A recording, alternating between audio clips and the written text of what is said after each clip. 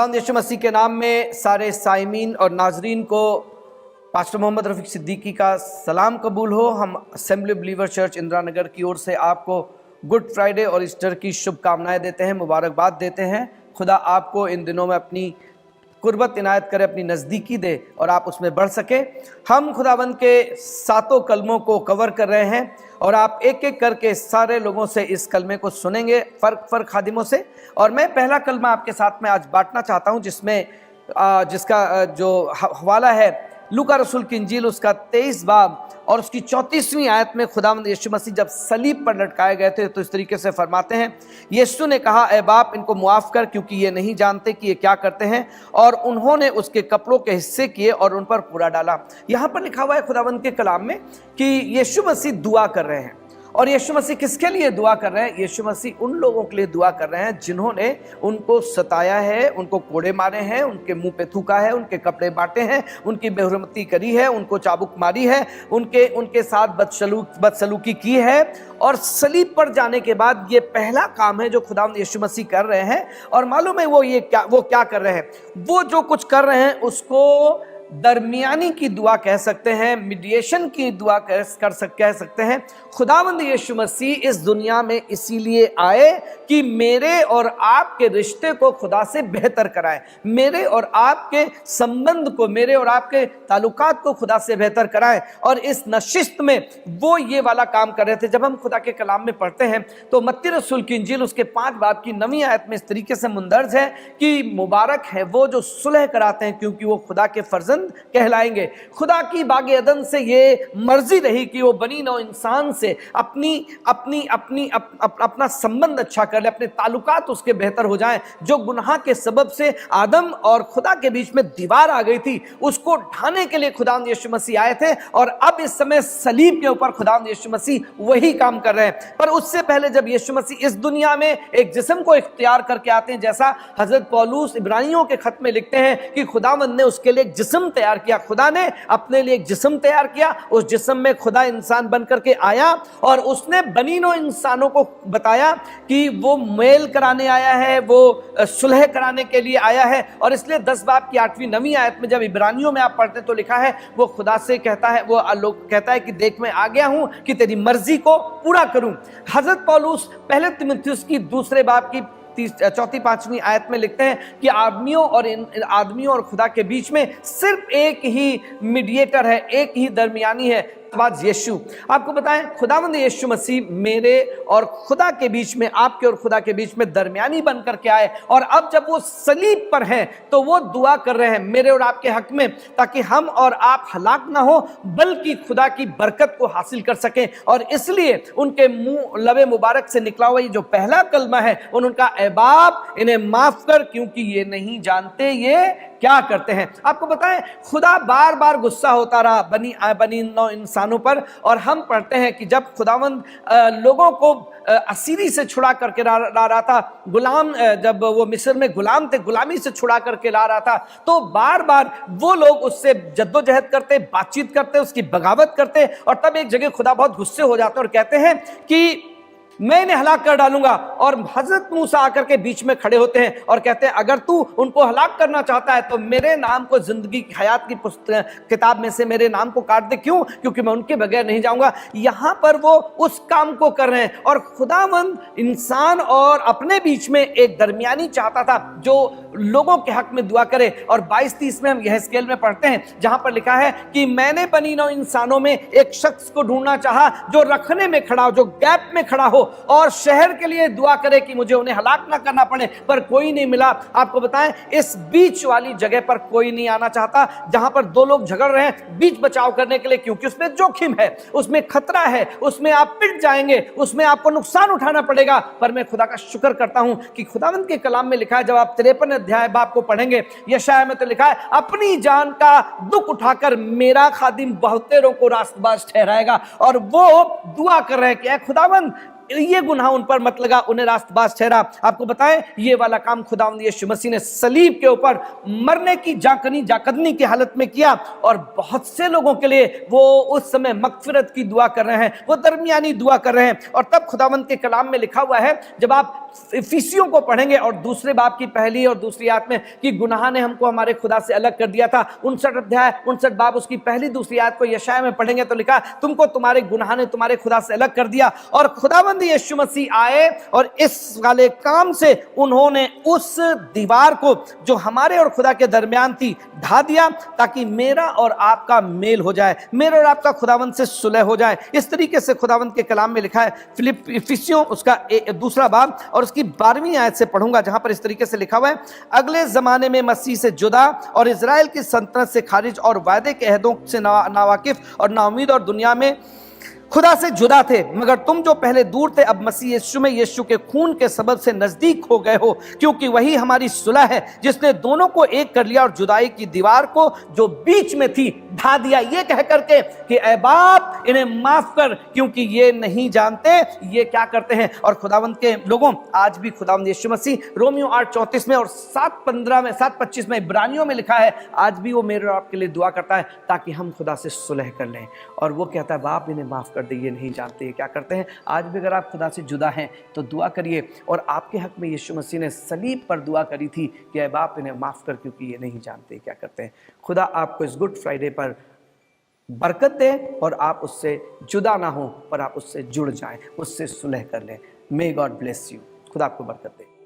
लूका उसका 23वां अध्याय 40 से 43 पद तक पढ़ेंगे हम। इस पर दूसरे ने उसे डांट कर कहा, क्या तू परमेश्वर से भी नहीं डरता? तू भी तो वही दंड पा रहा है और हम तो न्याय अनुसार दंड पा रहे हैं, क्योंकि हम अपने कामों का ठीक फल पा रहे हैं। पर इसने कोई अनुचित काम नहीं किया। तब उसने कहा, हे यीशु, जब तू अपने राज्य में आए तो मेरी सुन लेना। उसने उससे कहा, मैं तुझसे सच कहता हूँ कि आज ही तू मेरे साथ स्वर्गलोक में होगा। आज ही तू मेरे साथ स्वर्गलोक में होगा। ये यीशु मसीह का दूसरा शब्द है जो उन्होंने क्रूस से कहा। और मैं आज आपकी इस संदर्भ में 3 बातों पर ध्यान लाना चाहूँगा।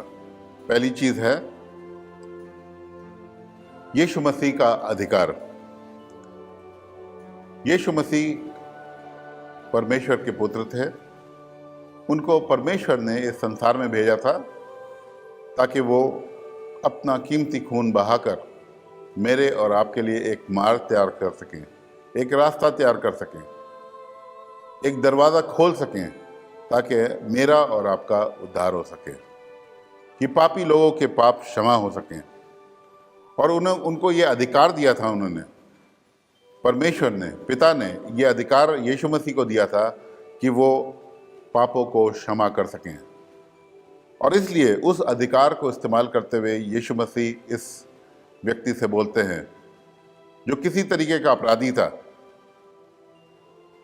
उससे कहते हैं, आज ही तू मेरे साथ स्वर्गलोक में होगा। इसका क्या मतलब है? इसका मतलब यह है कि यीशु मसीह ने उसके पाप क्षमा कर दिए।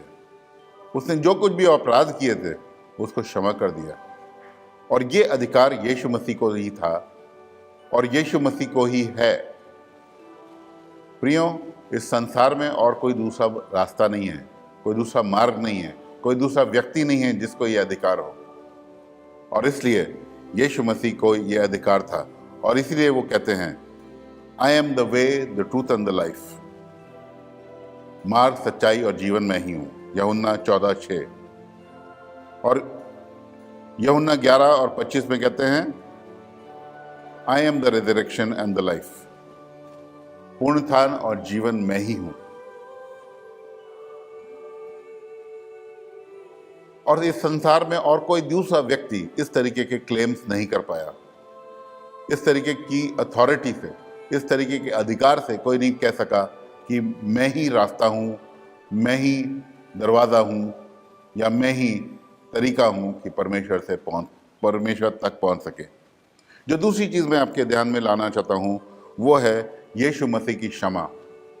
यीशु मसीह इस समय बहुत ही दर्द में, पीड़ा में और दुख में हैं। उनके ऊपर चाबुक चलाया गया, उनके ऊपर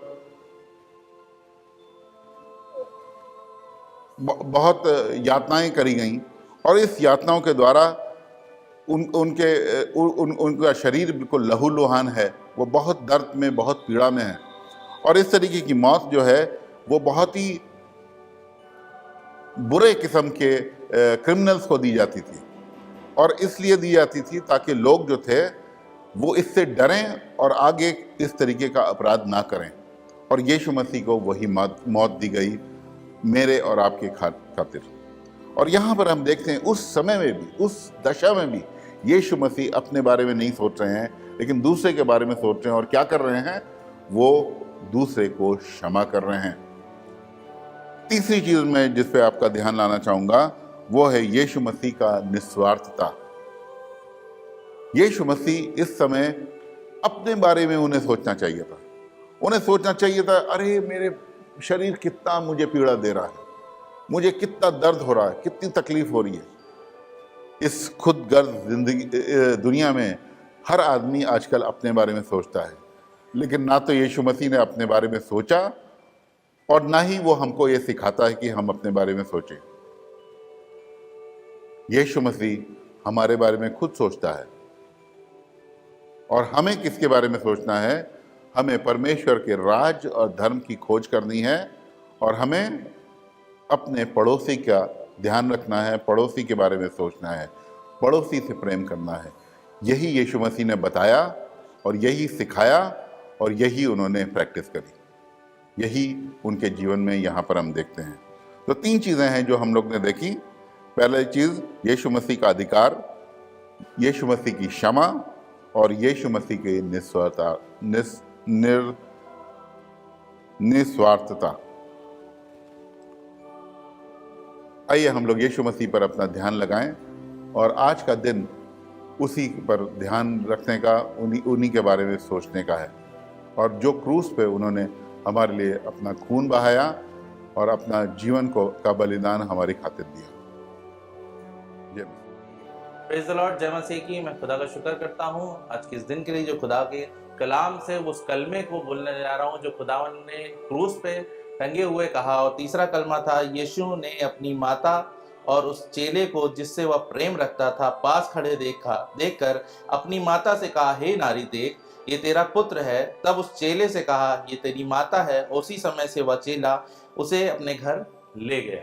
ये हमको मिलता है यूहन्ना 19:26-27 में। और हम इसमें देखते हैं कि यीशु मसीह अपनी माता के विषय में एक कंसर्न है, एक उनके प्रति एक उनकी सद्भावना है या प्रेम है, कुछ भी कह सकते हैं, वो यीशु मसीह प्रकट कर रहे हैं अपनी माता के लिए। और जबकि यीशु मसीह सलीब पे हैं, उन्होंने बहुत सारी वेदनाएं, बहुत सारी तकलीफें सही हैं, हाथ ठुके हुए हैं कीलों से, पैर ठुके हुए हैं कीलों से, सर पे कांटों का ताज है, पीठ छिली हुई है, बहुत सारी तकलीफें हैं, लेकिन यीशु मसीह ने अपनी उस जिम्मेदारी को निभाना नहीं भूला है। और यीशु मसीह जिस तरीके से अपनी ज़िंदगी को जिए उसमें हम देख सकते हैं कि यीशु मसीह ने हर एक चीज़ों को बखूबी अपने जीवन में निभाया है, चाहे वो छोटे थे, जब जवान हुए और जब उन्होंने अपनी सेवा पूरी करी, उन्होंने हर एक पल में अपनी चीज़ों को बखूबी निभाया। अगर मूसा के द्वारा जो हमें 10 आज्ञाएं मिली परमेश्वर की ओर से, उसमें लिखा हुआ है कि अपनी माता और पिता का आदर करना। और यीशु मसीह जानते थे अपने माता और पिता का आदर करना, क्योंकि अगर हम उनकी जब वो छोटे थे और तब हम देखें तो एक जिक्र मिलता है जो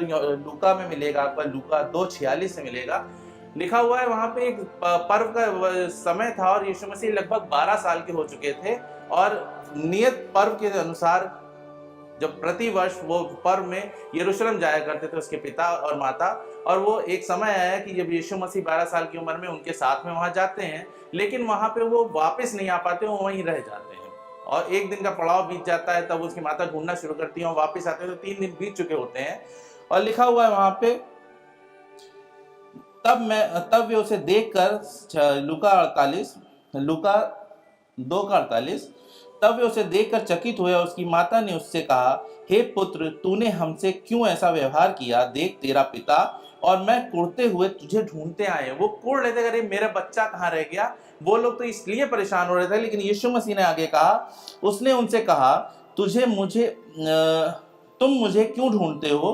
क्या नहीं जानते थे कि मुझे अपने पिता के भवन में होना अवश्य हम 12 साल की उम्र में देख रहे हैं कि जब बच्चे अभी बढ़ ही रहे होते हैं, यीशु मसीह के बारे में हम देख रहे हैं कि यीशु मसीह अपने पिता के भवन की बात कर रहे हैं कि मुझे अपने पिता के भवन में रहना अवश्य था, अपनी माता से कहते हैं। लेकिन आगे क्या है, हम देखते हैं कि यीशु मसीह जब ये बातों कहते हैं, फिर भी उसकी माता इन चीज़ों का नज़रअंदाज करके उसको अपने घर ले जाती है और यीशु मसीह उनके साथ में चले जाते हैं, क्योंकि यीशु मसीह का ये अधीनता का समय था कि वो अपने माता और पिता के अधीन रहें, इसलिए वो वहां चले जाते हैं। और वो एक हम देखते हैं उनके जीवन का पड़ाव पूरा बीतता है अपने माता पिता के बीच में। लेकिन एक समय और भी आता है जब हम देखते हैं कि यीशु मसीह अब सेवा कार्य के लिए निकल चुके हैं, और एक जगह मिलेगी आपको जो यूहन्ना 2:4-5 में मिलेगा।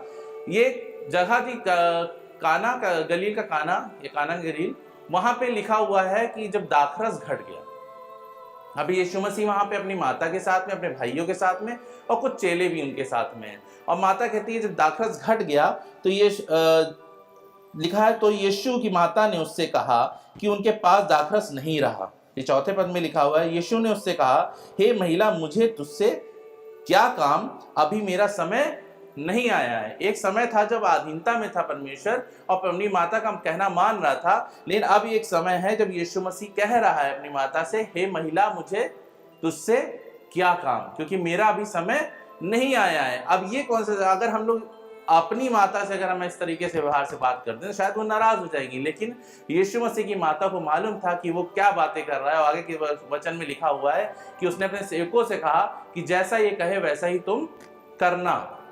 हम देखते हैं कि यहाँ पे एक चीज कि यीशु मसीह ने जो हमें आगे सिखाई है कि यदि कोई परमेश्वर को यदि अपने माता पिता को कोई परमेश्वर से ज्यादा अहमियत देता है तो वो उसके काम का नहीं है। यहाँ पे परमेश्वर यीशु मसीह दिखा रहे हैं कि उनका कंसर्न अब बदल चुका है, उनकी प्राथमिकता अब परमेश्वर है, परमेश्वर के काम है, और वो उन्हीं चीजों में लगे हुए हैं। अगर आप दूसरा जिक्र पढ़ें जो आपको मिलेगा मरकुस 3 उसका 32 लिखा है, और भीड़ उसके आसपास बैठी थी और उन्होंने उससे कहा, देख तेरी माता और तेरे भाई बाहर तुझे ढूंढते हैं।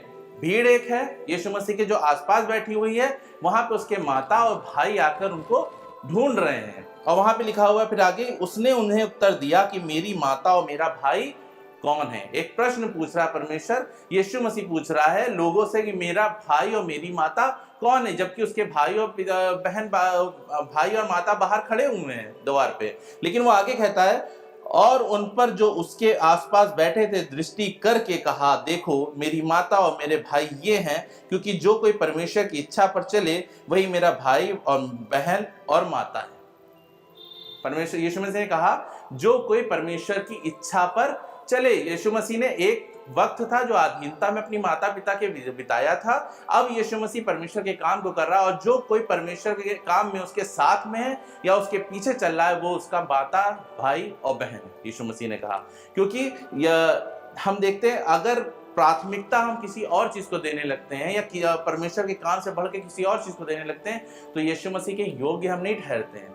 लेकिन फिर भी हम आखिरी के वक्त में जब यीशु मसीह इस दुनिया से जाने पे है और उस सलीब पे टंगा हुआ बहुत तकलीफ झेल रहा है, लेकिन उसने अपने उस कंसर्न को दिखाया कि हाँ माता, जब मैं एक वक्त था जब तेरी अधीनता में था और मैं तुझे तेरे अनुसार पाला गया, मैं तेरे अनुसार बड़ा हुआ, मुझे तूने सिखाया, मैंने सब चीजें सीखी हैं, और एक वक्त आया जब परमेश्वर का मैं काम कर रहा था, लेकिन अब एक वक्त है जब मैं जा रहा हूँ और ये मेरी माता है जो अकेली हो सकती है। लेकिन एक चीज गौर करने की बात है कि अगर हम इस पद में गौर करें तो इसमें लिखा है यीशु ने अपनी माता और उस चेले को जिससे वह प्रेम रखता था पास खड़े देखकर अपनी माता से कहा, हे नारी, देख ये तेरा पुत्र है।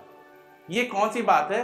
क्योंकि हमें मालूम है यीशु मसीह के और भी भाई कह लें या मरियम के और भी पुत्र थे। अगर मैं अपनी और आपकी जिंदगी की बात करूं तो अगर हमारे इस तरीके का वक्त अगर आ जाए कि हम जा रहे हो, हमारे दोस्त हमारे माता के बगल में खड़े हों और हमारे और भी भाई लोग हों, लेकिन हम अपनी माता से कहें कि यीशु की माता ये तेरा पुत्र है, और पुत्र अपने दोस्त से कहें ये तेरी माता है, तो शायद ये बात अनहोनी सी हो जाएगी, क्योंकि मेरी माता या हमारी माता हम अपने दूसरे पुत्रों को छोड़ के उनके घर नहीं जाएगी मेरे दोस्त के यहाँ। लेकिन यहाँ यीशु मसीह क्यों कह रहे हैं कि ये तेरा पुत्र है? क्योंकि हमें ये चीज ज्ञान होनी चाहिए क्योंकि यीशु मसीह के बारे में देखें तो जब तक उसके और भी चेले थे, लोग बहुत भीड़ उसके पीछे चलती थी, लेकिन कहीं पे भी हमने ये नहीं पढ़ा कि उसके भाई जो थे या मरियम के जो और पुत्र थे उन्होंने विश्वास किया था।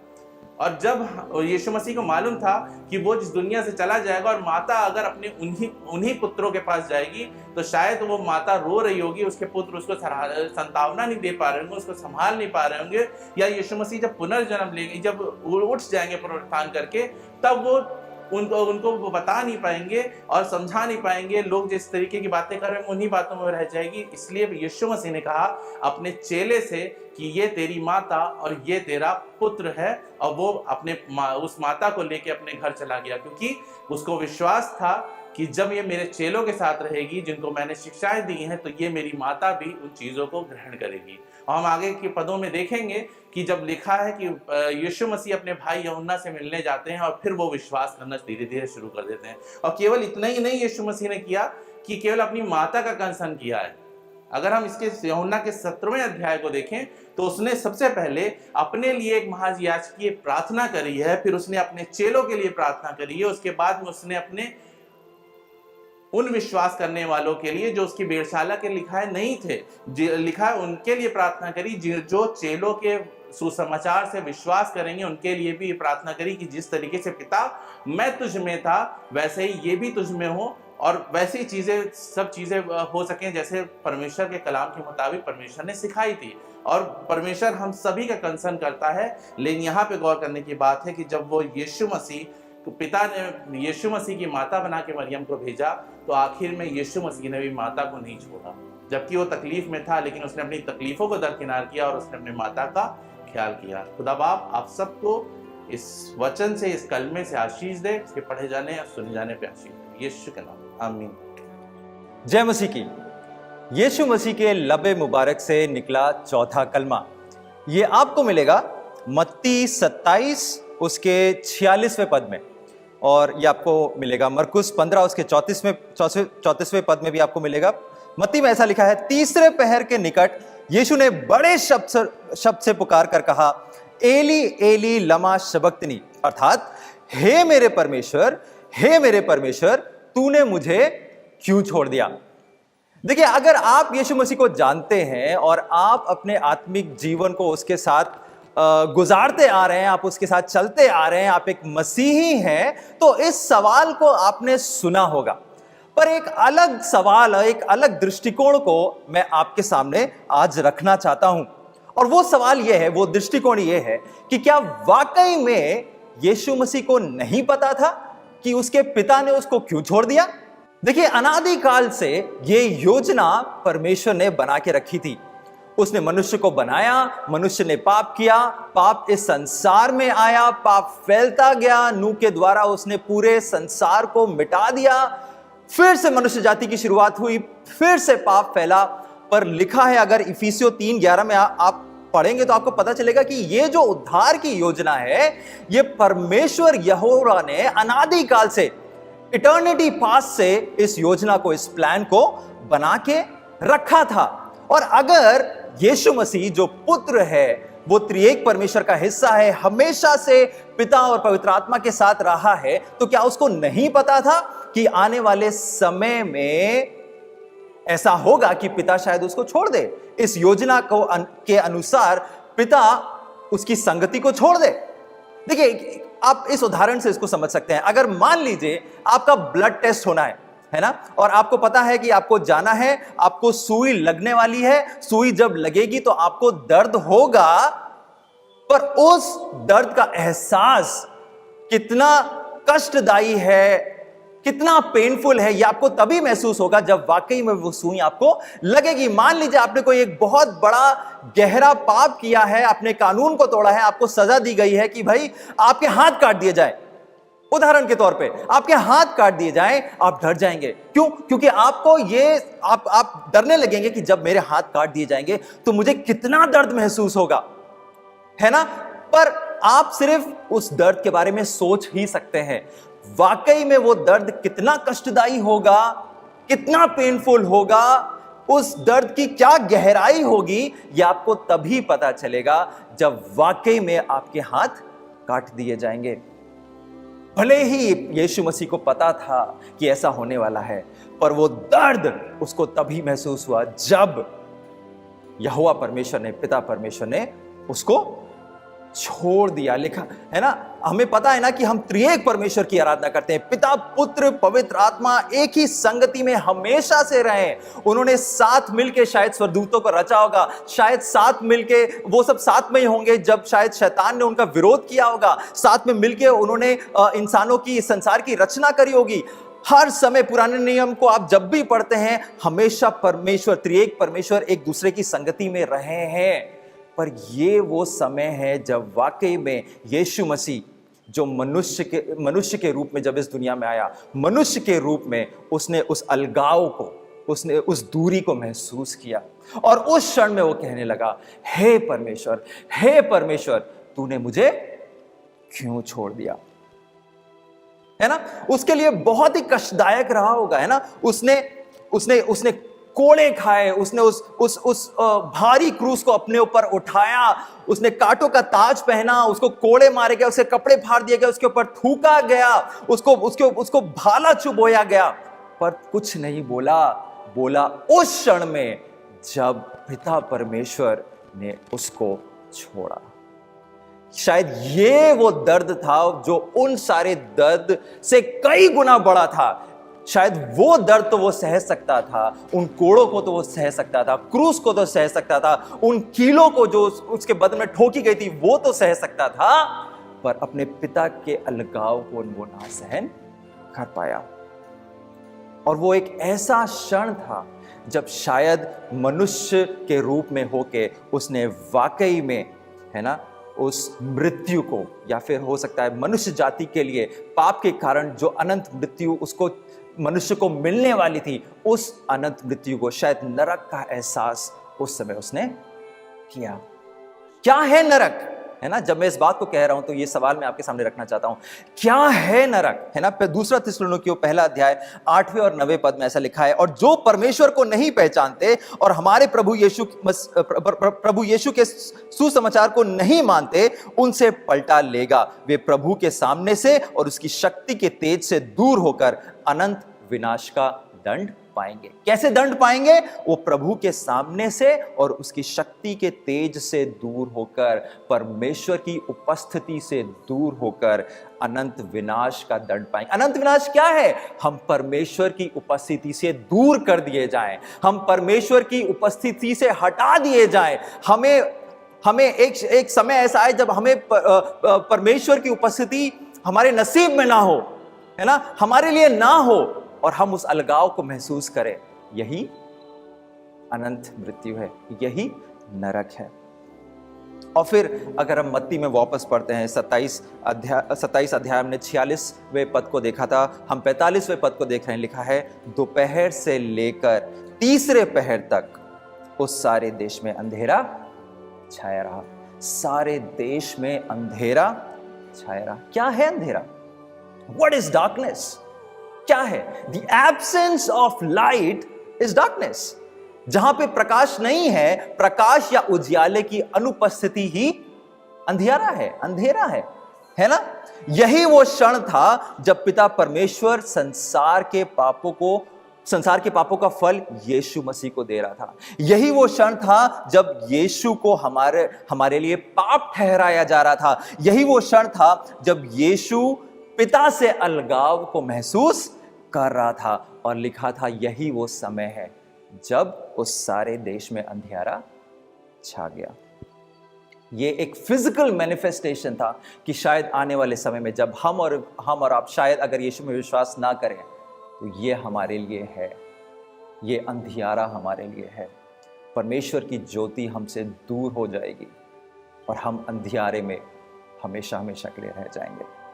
ये एक फिजिकल मैनिफेस्टेशन है, ये एक प्रकटीकरण है। सारे देश में अंधियारा छाया रहा। डार्कनेस, एब्सेंस ऑफ लाइट, है ना, प्रकाश की अनुपस्थिति, एब्सेंस ऑफ गॉड, परमेश्वर की उपस्थिति को हमारे बीच से हटा दिया जाए। परमेश्वर की उपस्थिति हमारे बीच से जब चली जाएगी, ये हमसे जब ले ली जाएगी, उस समय को, उस अनुभूति को, वही हमारे लिए नरक है ना। और फिर लिखा है तीसरे पहर के निकट यीशु ने बड़े शब्द से पुकार कर कहा, my God why have you forsaken me. हे मेरे परमेश्वर, तूने मुझे क्यों छोड़ दिया। अरे अब क्या प्रॉब्लम हो गई। अब देखिए पूरे नए नियम में आप यीशु मसीह के बारे में जब हम पढ़ते हैं तो यीशु मसीह कहता है कि अरे मैं और पिता तो एक ही है, मैं तो पिता में वास करता हूं, पिता मुझ में वास करता है। इवन जब वो हमें प्रार्थना करना सिखा रहा था, कह रहा था प्रार्थना करो ए हमारे बाप, हे हमारे पिता। अब क्या हो गया, अब पिता करके क्यों नहीं बुला रहा है, अब क्यों कह रहा है हे मेरे परमेश्वर। ये क्यों नहीं कह रहा है हे मेरे पिता, ताकि हमारा संबंध पिता के साथ बना रहे।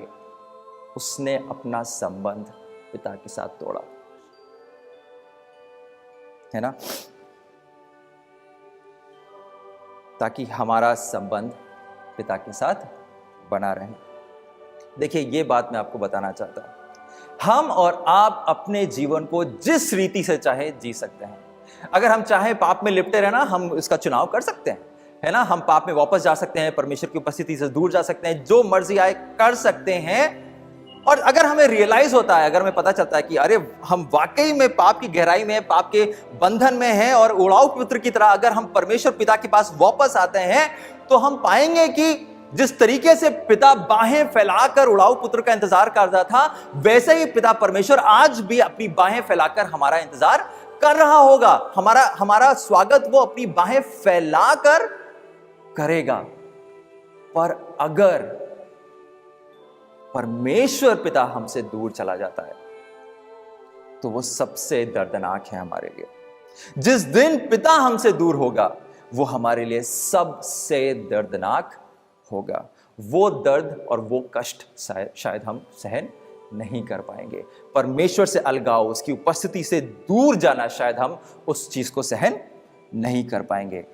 इसलिए कि हमारा संबंध पिता के साथ बना रहे, यीशु ने अपना संबंध पिता के साथ तोड़ा।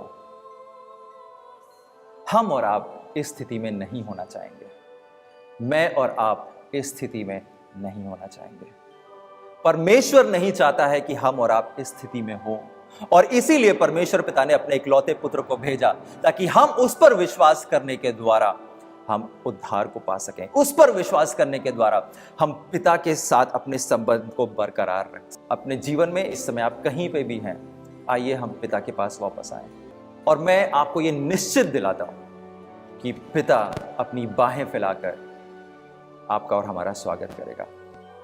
आइए हम परमेश्वर पिता के पास वापस आए। यीशु मसीह के लबे मुबारक से निकला हुआ चौथा कलमा, हे मेरे परमेश्वर, तूने मुझे क्यों छोड़ दिया। परमेश्वर अपने वचन के बोले और सुने जाने पे आशीष दे। जय मसीह की। प्रेज़ द लॉर्ड और जय मसीह की। मैं परमेश्वर को धन्यवाद करता हूँ इस समय के लिए, और आप जितने भी लोग यहाँ पर उपस्थित हैं, आप सबको स्वागत करते हैं। और मैं परमेश्वर को धन्यवाद करता हूँ खास करके। और मैं आज आप लोगों के बीच में यूहन्ना की पुस्तक 19 अध्याय और 28 पद में कुछ यीशु मसीह ने जब वो सलीब पर लटका हुआ था, तब उन्होंने जो 5वें वचन जो बोला, उस वचन को मैंने आप लोगों के बीच में शेयर करने जा रहा हूँ। और मैं उस वचन को आपके लिए पढ़ना चाहता हूँ। यहाँ पर इस तरह से लिखा है, इसके बाद यीशु ये जानकर अब सब चीज़ पूरा हो चुका, इसलिए कि पवित्र शास्त्र में कहा गया वो पूरा हो, कहा मैं प्यासा हूँ। प्रिय मित्रों, हम जब यहाँ पर देखते हैं तो यीशु मसीह ने एक बात कहा कि मैं प्यासा हूँ। और जब उसके बाद दिखते हैं तो वहाँ पर लिखा है कि वहाँ पास में एक सिरका से भरा हुआ बर्तन रखा था, और वो जो सिपाही वहाँ पर खड़े थे, उन्होंने स्पंज को वहाँ पर डुबा कर और उनके मुंह पे उस स्पंज को पहुँचा दिया। और लिखा है यीशु मसीह ने उसको लिया और यीशु मसीह ने कहा कि अब पूरा हो गया। मैं परमेश्वर को धन्यवाद करता हूँ। और थोड़ी सी हम इस वचन को मनन करेंगे कि कहना क्या चाह रहे हैं। यीशु मसीह ने कहा कि मैं प्यासा हूँ। प्रिय मित्र, जब हम विनेगर के बारे में जानते हैं, देखते हैं, तो यहाँ पर जब एक सिरका के बर्तन रखा है, सिरका खास में हम पसंद नहीं करेंगे।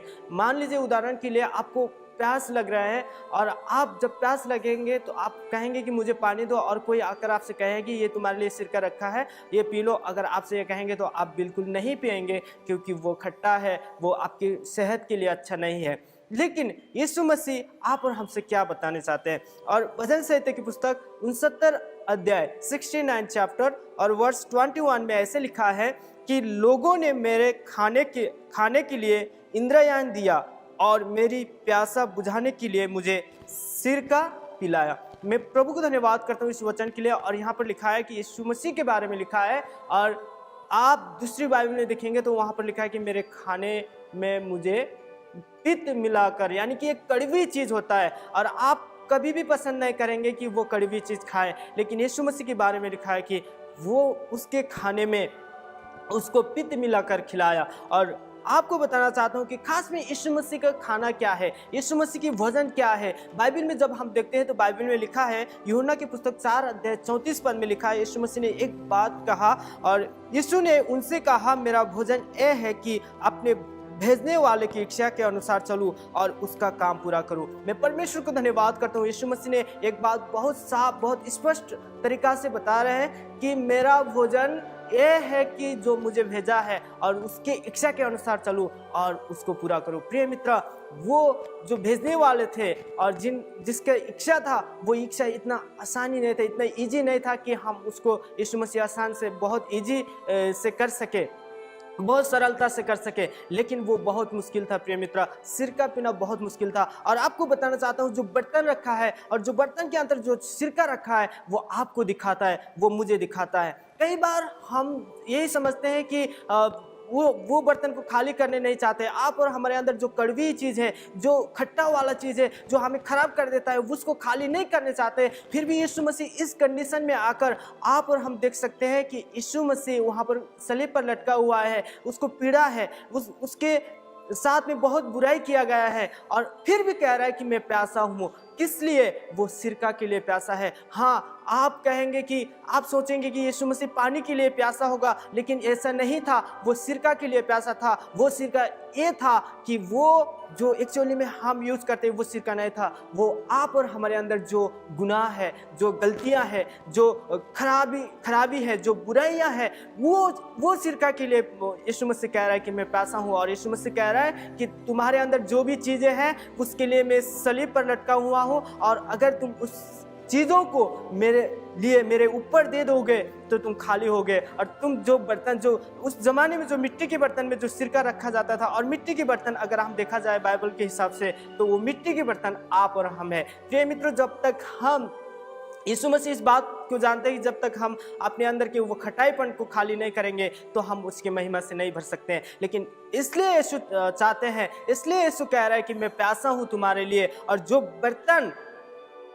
बर्तन में जो सिरका भरा हुआ है, जो भरा रखा है, उसको खाली करके यीशु अपनी महिमा को भरना चाहता है और अपनी आशीष को भरना चाहते हैं, अपनी बरकत को भरना चाहते हैं। प्रिय मित्रों, आज इस गुड फ्राइडे के दिन में मैं इस वचन से आपको यही कहना चाहता हूँ कि आपके अंदर भी हो सकता है कि वो खटाईपन भरा हुआ हो और आपके अंदर भी वो गुनाह जो अभी तक आपने यीशु मसीह को नहीं दिया हो। लेकिन आपको कहना चाहता हूँ, यीशु मसीह चाहते हैं कि आप उस बर्तन को खाली करें, अपने आप को खाली करें, अपने अंदर की उन खटाई जो आपको खराब कर देता है उसको निकाले और यीशु मसीह को दे दे, क्योंकि यीशु मसीह कहता है कि मैं तुम्हारे लिए तैयार हूँ। और मैं आपको कहना चाहता हूँ कि जब तक हम अपनी खटाई को नहीं निकालते तो हम परमेश्वर की महिमा को नहीं देख सकते हैं। और मैं आपको यहाँ पर लिखा है कि लूका की पुस्तक में एक व्यक्ति के बारे में लिखा गया है, जब यीशु मसीह को सलीब पर चढ़ाया गया तो उनके साथ में 2 डाकुओं को भी चढ़ाया गया था। और एक डाकू ने उसकी मजाक उड़ाया, उसकी निंदा किया कि अगर तू परमेश्वर के पुत्र है, अगर तू मसीह है तो हमें भी बचा ले।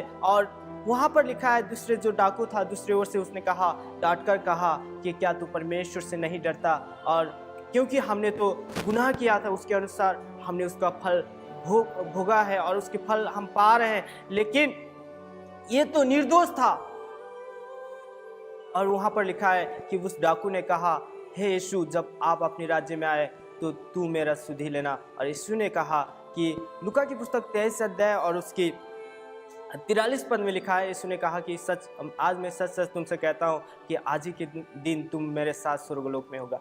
मैं परमेश्वर को धन्यवाद करना चाहता हूँ इस वचन के लिए। अगर जब इस डाकू की ज़िंदगी में देखेंगे, जी हाँ, उसका बर्तन भरा हुआ था, लेकिन एक डाकू ऐसा था जिसने अपने बर्तन को खाली करना नहीं चाहा, जिसकी वजह वो यीशु मसीह के साथ स्वर्ग में नहीं जा सका। लेकिन एक ऐसा डाकू था जिसने उसी वक्त उसने जान लिया कि वो प्यासा हूँ, इसलिए कह रहा था कि वो ये कहना चाह रहा था, वो इस बात को समझ लिया कि यीशु मसीह मेरे उस गुनाहों के लिए उस सलीब पर लटका है। तो उसने इस बात को विश्वास किया और उसने कहा और कि मैं अपनी खटाई को खाली करना चाहता हूँ, मेरे अंदर की चीज़ों को मैं त्यागना चाहता हूँ। उसने तभी अपनी बुराई को त्याग दिया। लेकिन दूसरा डाकू जो है वो अपनी बुराई को त्यागने नहीं चाह रहे, अपनी खराबी को नहीं त्यागने चाह रहे, अपनी खटाईपन के साथ वो अपनी ज़िंदगी को ख़त्म करने जा रहे हैं। लेकिन एक ऐसा डाकू है कि जो अपनी खटाई को छोड़कर वो यीशु मसीह को देता है और अपनी खटाई, अपनी बुराई को यीशु मसीह के ऊपर छोड़ देता है। और लिखा है कि यीशु मसीह ने उससे कहा, मैं तुमसे सच सच कहता हूँ कि आज मेरे साथ स्वर्गलोक में होगा।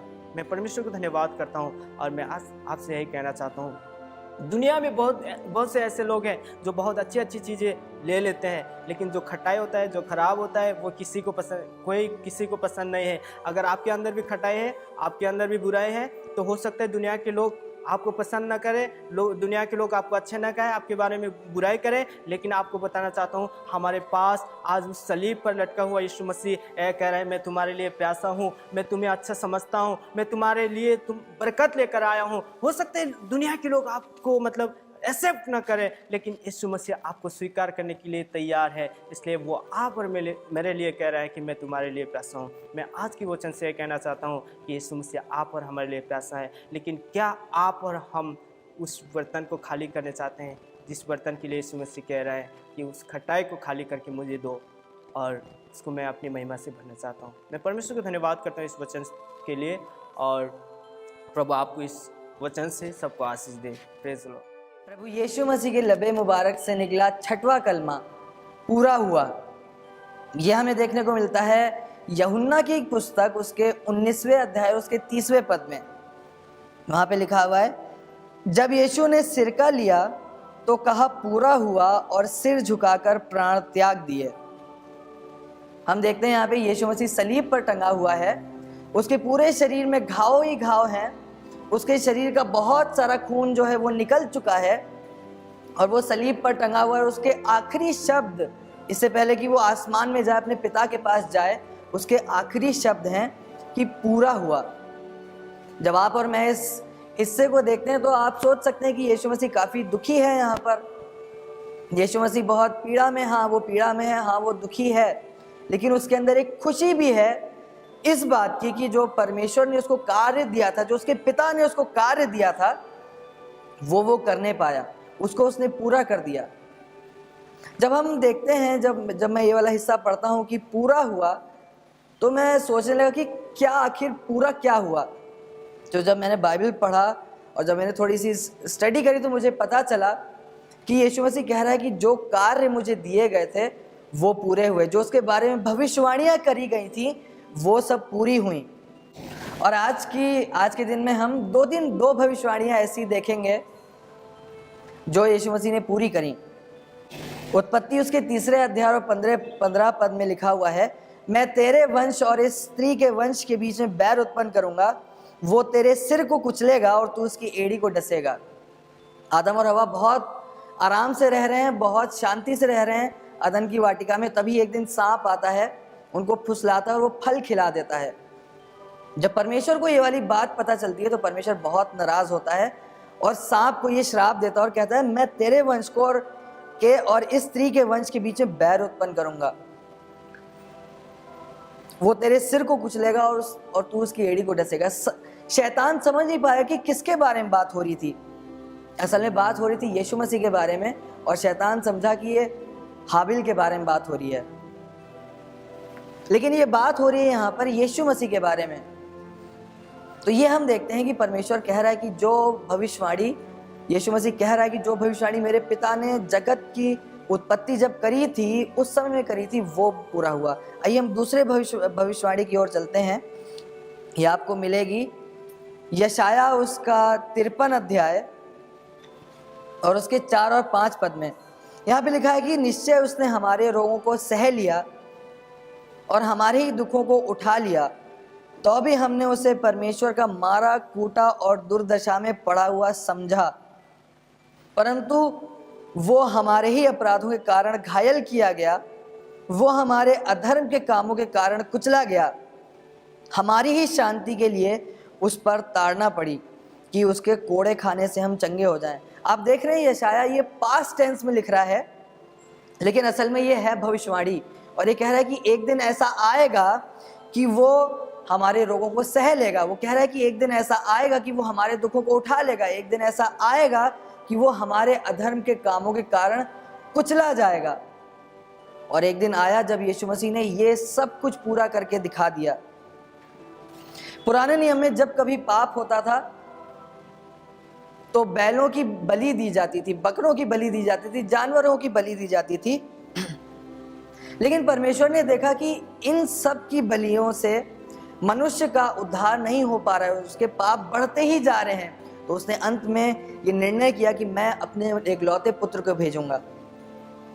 इब्रानियों उसका 9 अध्याय उसके 25 और 26 पद में लिखा हुआ है, ये नहीं कि वो अपने आप को बार बार चढ़ाए, जैसा कि महायाजक प्रति वर्ष दूसरे का लहू लिए पवित्र स्थान में प्रवेश किया करता था। नहीं तो जगत की उत्पत्ति से लेकर उसे बार बार दुख उठाना पड़ता। पर अब युग के अंत में एक ही बार प्रकट हुआ है, ताकि अपने ही बलिदान के द्वारा पाप को दूर करे। परमेश्वर का पुत्र एक बार मरा ताकि वो पिछले जो लोग थे, जो आने वाले लोग हैं और जो उस युग के लोग हैं, उन सब के पापों को उसने क्षमा कर दिया एक बलिदान के द्वारा। परमेश्वर ने एक बार यीशु मसीह ने एक बार अपनी सैक्रिफाइस दी, अपने को बलिदान कर दिया एक बार के लिए, ताकि हर बार के लिए सबके गुनाह माफ हो जाएं। आखिरी आयत के संग में खत्म करना चाहूंगा। यशाया उसका 53 अध्याय उसके 10 पद में लिखा हुआ है, तो अभी यहोवा को ये भाया कि उसे कुचले, उसी ने उसको रोगी कर दिया। जब वो अपना प्राण दोष बलि करे तब वो अपने वंश को देखने पाएगा। वो बहुत दिन जीवित रहेगा और उसके हाथ से यहोवा की इच्छा पूरी होगी। हमने यही चीज़ यीशु मसीह को सलीब पे चढ़े कहते हुए देखा था, पूरा हुआ। और यही चीज़ हमको यहाँ पर भी दिख रही है। जब वो रोगी हो गया है, जब वो सलीब पे टंगा हुआ है, तो साइंटिस्ट ने इसके बारे में रिसर्च करी है और उन्होंने पाया कि उस समय में यीशु मसीह को बहुत सी बीमारियां हो गई थी। उसका सिर्फ लहू बहने से नहीं उसकी मृत्यु हुई, लेकिन बहुत सारी ऐसी बीमारियां थी जो उसको हो गई थी लहू बहने के द्वारा। उसका पूरा खून निकल गया था शरीर से। इसीलिए जब हम पढ़ते हैं कि वो सैनिक जब आया, उसने उसके पसली में जब भाला चुभाया तो उसमें से खून और पानी निकला। अमूमन खून निकलता है, लेकिन उसके शरीर का सारा खून निकल गया था। आज की सुबह में मैं आपसे बात करना चाहता हूँ, आज के दिन में मैं आपसे बात करना चाहता हूँ कि परमेश्वर ने सारी धार्मिकता को पूरा कर दिया। जब वो सलीब पर टंगा हुआ कह रहा है पूरा हुआ, तो वो इन बातों के बारे में बात कर रहा है कि जो भविष्यवाणियाँ, जो प्लान परमेश्वर ने उसके लिए रखा था, जो योजना बनाई थी कि तुम एक दिन पृथ्वी पर जाओगे और ये वाले काम को करोगे, यीशु मसीह कह रहा है, खुशी से कह रहा है कि पूरा हुआ। यीशु मसीह खुशी से कह रहा है कि मैंने सबके उद्धार के लिए एक अपना बलिदान दे दिया है। परमेश्वर इस वचन के बोले जाने और सुने जाने पर आशीष दे। परमेश्वर आपको आशीष दे। साइमीन, ख़वातीन और हज़रात, खुदावंद यीशु मसीह के मुबारक नाम में आपको सलाम। Assembly believers church Indira Nagar आपको गुड फ्राइडे और ईस्टर की मुबारकबाद देता है। और आज हम जब गुड फ्राइडे सेलिब्रेट कर रहे हैं, तो हम खुदावंद यीशु मसीह के लबे मुबारक से निकले हुए 7वें कलमे पर गौर करेंगे, जहाँ पर इस तरीके से लिखा है, लूका रसूल की इंजील उसका 23 बाब और उसकी 46वीं आयत में, फिर यीशु ने बड़ी आवाज़ से पुकार कर कहा, ऐ बाप, मैं अपनी रूह तेरे हाथ में सौंपता हूँ। और ये कहकर दम दे दिया। आपको बताएं, जहां पर ये बिल्कुल आखिरी मंजर है, अब हज़रत मसीह अपनी उनकी रूह जो है उनसे कब्ज़ हो जाएगी, वो मौत को अपनी आंखों से देखेंगे, और उससे पहले उन्होंने आखिरी में कहा, ए बाप, मैं अपनी रूह तेरे हाथ में सुपुर्द करता हूँ। आपको बताएं, वो ज़िंदगी ज़्यादा बरकत पजीर होती है और बरकत से भरी होती है जो सुपुर्दगियत को जानती है और सुपुर्दगी में जीती है। हम खुदावंद यीशु मसीह को एक नज़ीर के तौर पर लेते हैं, जो पुराने अहदनामे और नए अहदनामे दोनों के लिए एक सबसे अच्छा मरकज़ है, एक सबसे अच्छी नज़ीर पेश करते हैं खुदावंद यीशु मसीह। जब वो इस दुनिया में आते हैं तो 10 बाब की 8वीं 9वीं आयत में इब्रानियों में कहते हैं, देख मैं आ गया हूं कि तेरी मर्जी पूरी करूं। और फिर 2 बाब की 51 और 52 आयत में लूका रसूल की इंजील में जब आप पढ़ेंगे तो वहां पर लिखा हुआ है कि उनके वालिदैन ईद फसह में यरूशलेम में जाया करते थे, और वो लोग इस बार भी गए थे, और यीशु मसीह अब करीब 5, 6, 7 साल के हैं और उनको लेकर के गए हैं। और उनको ऐसा लगा, जब वो वहां से लौट रहे थे तो उन लोगों को लगा कि शायद काफिले में किसी रिश्तेदार के साथ में हजरत मसीह होंगे। अभी वो छोटे से हैं, एक बच्चे हैं, और तब उनको 3 दिन के बाद में लगा कि नहीं नहीं, कहीं छूट गए हैं। और तब उन्होंने वापस लौट करके यरूशलेम में देखा कि वो मुनाजरा कर रहे थे फकीह फरीसियों से, और उन्हें इस बात से हैरत हुई। और तब जब उन्होंने देखा कि कैसी कमाल बातें कर रहे हैं, वो कैसी सादिकाना बातें कर रहे हैं, कैसी वो सादिक बातें कर रहे हैं, कैसे किस तरीके की अच्छी बातें कर रहे हैं, वो वापस लौट करके आते हैं। और 2:51 में 52 में लिखा हुआ है कि वो अपने माँ बाप के ताबे रहा। ताबेइन जिंदगी, ताबे होना ये बहुत ज़रूरी है कि आप ताबे रहें। लेकिन ऐसा होता है हमारी रूहानी ज़िंदगी में या जिस्मानी ज़िंदगी में भी, जब हम कुछ बड़ा करने लगते हैं तो हम बगावत पे उतर आते हैं, ताबे नहीं रहते। हम थोड़ा सा दिखाते हैं कि हम थोड़ा सा एटीट्यूड दिखाते हैं, थोड़ी सी अपनी अड़ंगई दिखाते हैं। पर आपको बताएं, जब खुदा आपको बरकत दे, जब आप खुदा के काम को करें तो सुपुर्दगियत के साथ में करें, जो एक नज़ीर हो सकती है आपकी ज़िंदगी में। और खुदावंद के कलाम में इस तरीके से लिखा हुआ है, 2 तीमुथियुस उसके 1 बाब की 12वीं आयत में हज़रत पौलुस कुछ इस तरीके से बयान करते हैं और कहते हैं ये उनके कॉल है, ये उनका कमिटमेंट है, ये उनकी सुपुर्दगी है। लिखा है, इसी बात से मैं ये भी दुख उठाता हूं लेकिन शर्माता नहीं, क्योंकि जिसका मैंने यकीन किया है उसे जानता हूं, और मुझे यकीन है कि वो मेरी अमानत की उस दिन तक हिफाजत कर सकता है। कमिटमेंट की बात करें और कह रहे हैं, 2 तीमुथियुस के 1 बाब की 12वीं आयत में पढ़ते हैं तो वहां पर हिंदी में लिखा है, मैं कुकर्मी की नाई दुख उठाता हूं। ऐसा होता है जब आपको मुश्किल पेश आने लगती है तो आपकी सुपुर्दगियत घट जाती है। आप कहते हैं भैया बस अब बहुत हो गया, पर यहां पर खुदावंद के कलाम में लिखा कि सुपुर्दगियत घटी नहीं। फिर आगे लिखा है, जब आप पहले राजा को पहले सलातीन को पढ़ते हैं 19 बाब की 19 आयत में, वहां पर हजरत एलिया अपनी चादर को एलीशा पे डालते हैं, जो 12 जोड़ी बैलों के साथ में अपने खेत जोत रहे हैं, और तब उनको समझ में आ जाता है कि मतलब क्या है। और तब वो पीछे जाते हैं, उनके पीछे दौड़ने लगते हैं, और वापस लौट करके अपने घर जाकर के वो जानवरों की कुर्बानी करके अपनी कमर बांध करके हजरत एलिया की खिदमत में लग जाते हैं। और ये उस दिन से लेकर आखिरी तक, जब आप 2 बाब पढ़ेंगे और उसकी 9वीं आयत को पढ़ेंगे 2 सलातीन में, तो वहां पर लिखा हुआ है कि लोगों को मालूम है कि हजरत एलिया आज फौत हो जाएंगे, आज उठा लिए जाएंगे, पर ये वाली बात शायद हजरत एलीशा को नहीं मालूम। लोग आकर के कह रहे हैं, क्या तुझे मालूम है तेरा आकाश के दिन आप तुझसे जुदा हो जाएगा? पर वो कहते हैं, तुम चुप रहो, मुझे मालूम है। उनका कमिटमेंट, उनकी सुपुर्दगी आज तक वैसे ही है। और तब 3 गोल आकर के ये वाला काम करते हैं, पर वो तीनों गोलों से कहते हैं खामोश रहो, मुझे मालूम है। और तब 2 बाब की 9वीं आयत को जब आप पढ़ते हैं 2 सलातीन में, तो लिखा हुआ है खुदावंद के कलाम में इस तरीके से, 2 सलातीन उसका 2 बाब उसकी 9वीं आयत में, और जब वो पार गए तो एलिया ने एलीशा से कहा, इससे पेशतर कि मैं तुझसे ले लिया जाऊं, बता के मैं तेरे लिए क्या करूं? एलीशा ने कहा, मैं तेरी मिन्नत करता हूं कि तेरी रूह का दूना हिस्सा मुझ पर हो। उसने कहा, तूने मुश्किल सवाल किया, तो अभी अगर तू मुझे अपने से जुदा होते देखे तो तेरे लिए ऐसा ही होगा, और अगर नहीं तो ऐसा नहीं होगा। मतलब अभी भी तेरी आंखें मुझ पे लगी रहें, तेरी सुपुर्दगी अभी भी मेरे ताबे हो। और तब लिखा हुआ है, हजरत एलीशा एलिया को लास्ट तक, आखिरी मोमेंट तक देखते हैं, और तब उनकी जो चादर आसमान से उनके ऊपर और नीचे जमीन पे गिरती है उसको लेते हैं, और तब लिखा उनको वो कुव्वत हासिल होती है जो हजरत एलिया पे थी, बल्कि दूना मसा मिलता है। आपको बताएं,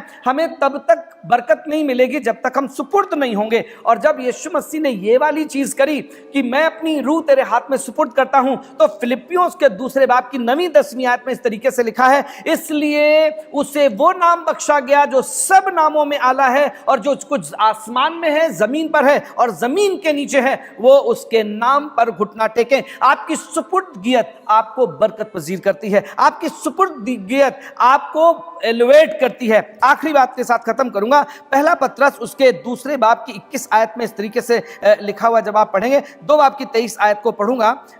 पहला पत्रस 2 बाब उसकी 23 आयत में इस तरीके से मुंदरज है, ना वो गालियां खाकर गाली देता था, ना दुख उठाकर किसी को धमकाता था, बल्कि अपने आप को सच्चे इंसाफ करने वाले के सुपुर्द करता था। अपने आप को सच्चे इंसाफ करने वाले के सुपुर्द करता था। और उसके बाद 4 बाब की 19 आयत में इस तरीके से खुदावंद के कलाम में लिखा हुआ है, 4 बाब की, बस जो खुदा की मर्जी के मुआफिक दुख उठाते हैं वे नेकी करके अपनी जानों को वफादार खालिक के सुपुर्द करें। आपको बताएं, उन्होंने खिदमत करी पूरी जिंदगी अपनी ज़ुबान को बंद रखा सुपुर्दगियत के साथ में। और जब वो अपने इस दुनियावी सफ़र को मौकूफ़ कर रहे हैं तो कह रहे, अब आप, मैं अपनी रूह तेरे हाथ में सुपुर्द करता हूँ। इससे अच्छी मिसाल आपको इस दुनिया में नहीं मिलेगी। और खुदा उनके कलाम में लिखा है कि वो तुमको एक आदर्श दे के गया है, वो तुमको एक नक्शा दे करके गया है और उसी के मुताबिक उसके नक्शे पा चलो। आइए हम उसके नक्शे पा चलें और इस गुड फ्राइडे में फिर से अपनी ज़िंदगी को उसके हाथ में सुपुर्द करें और कहें, खुदावंद जो कुछ तेरी मर्जी होगी उसके मुताबिक हम चलेंगे और मेरी ज़िंदगी लोगों के लिए बरकत और तरबियत का सबब ठहरेगी। खुदावंद यीशु मसीह के नाम में आपको बरकत देते हैं और आपको मुबारक कहते हैं कि खुदा आपको बरकत दे। आमीन।